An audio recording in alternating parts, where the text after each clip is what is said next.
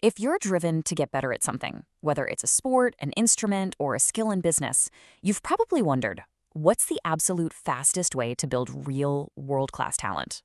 Well, that question is what separates the amateurs from the pros.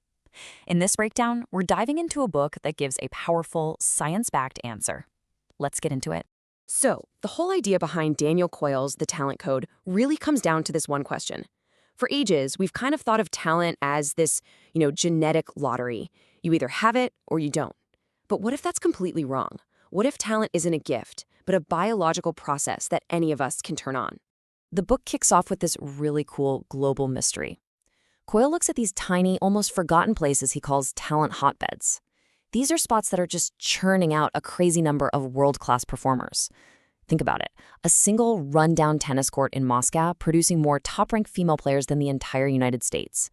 Or a little music school in Dallas that gave us pop stars like Jessica Simpson and Demi Lovato. How does that even happen?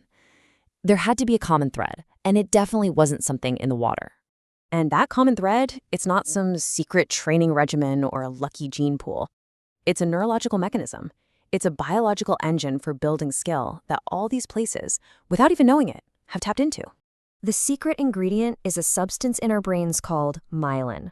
Now, the best way to think about it is like this.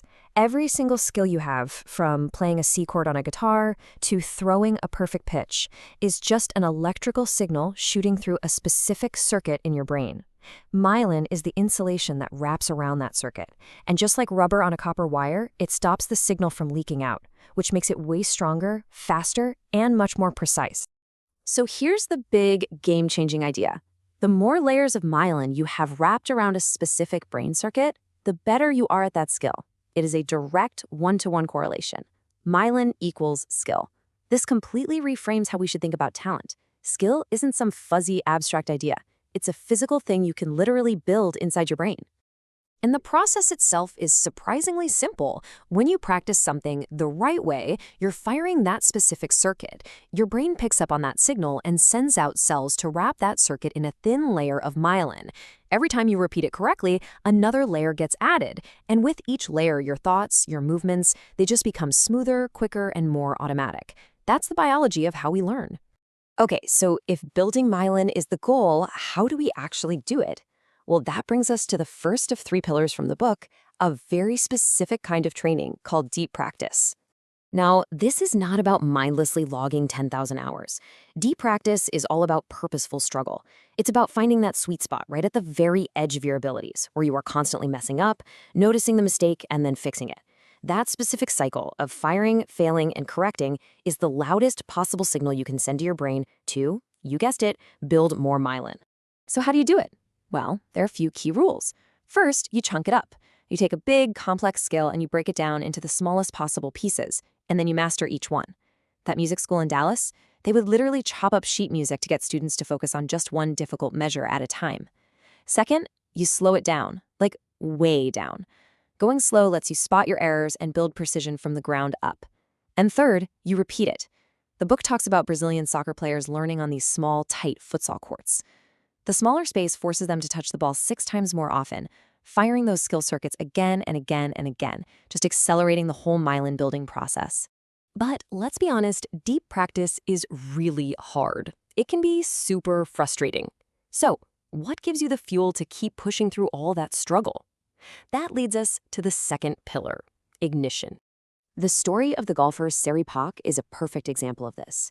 Back in 1998, South Korea wasn't really a big deal in the golf world. Then, Seri Pak wins a major championship. All of a sudden, thousands of young girls in Korea saw her on TV and had this powerful thought. Hey, she looks like me. If she can do it, maybe I can do it. Fast forward just 10 years, and South Korean women were absolutely dominating the sport. That single moment, it lit a fire. It was the ignition for an entire generation. See, ignition is all about creating this incredibly powerful vision of your future self.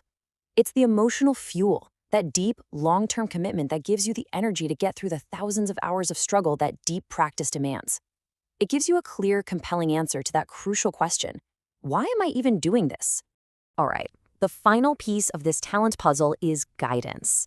Deep practice and ignition are powerful, for sure, but they get amplified like crazy by the third pillar, master coaching.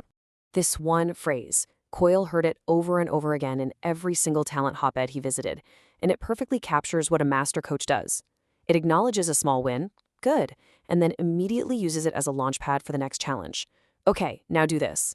It's this constant, targeted push forward, always keeping the student right on that edge of their ability. Master coaches are kind of like tactical surgeons for skill. They don't give these long, rah-rah motivational speeches. Instead, they give short, super precise, targeted feedback that helps you make the very next correction. And importantly, they always praise effort, not talent, which reinforces that core idea that skill is something you build. They are experts at seeing exactly what you need to do next to keep building that myelin circuit. Now, this all sounds like the perfect formula, doesn't it? But like with any high-performance strategy, we've got to be honest about the real-world limitations. This framework is incredibly powerful, but it's not magic. First off, deep practice is neurologically expensive. It is incredibly draining. The research shows that even for the most elite performers, the absolute upper limit for this kind of intense, focused work is about 3 to 5 hours a day. Pushing past that doesn't build more skill. It just leads straight to burnout. The key here is quality and intensity, not just raw hours. And there are other big challenges too. Maybe the most important one is that myelin doesn't unwrap. That means if you practice something the wrong way, you are literally building insulation around a faulty circuit. You're hardwiring a bad habit that becomes incredibly difficult to fix later on. And on top of that, ignition isn't a one-and-done deal. That initial spark of motivation, it has to be constantly fueled and reinforced, or it'll just fade away. So let's pull this all together. The real core message of the talent code is this fundamental shift in how we see ability. Skill is not some gift you are born with. It's something you build one layer of myelin at a time through targeted, intelligent effort. It's a strategic process that combines the productive struggle of deep practice, the powerful motivation of ignition, and the precise guidance of master coaching. And that leaves us with a really powerful final thought. Understanding the code is one thing, applying it is everything. So the real question isn't just about what you learned here, but what are you going to do with it? Now that you have the code, what skill will you choose to build?